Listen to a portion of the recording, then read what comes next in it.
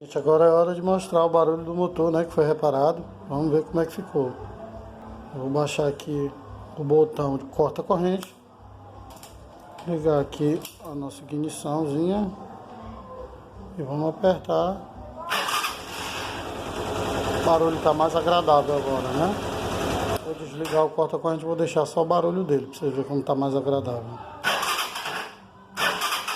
Agora está mais parecido com o motor de partida mesmo, né?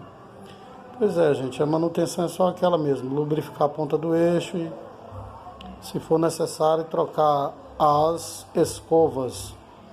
Aí você tem que ter um ferrinho de solda, disposição, né? E boa vontade.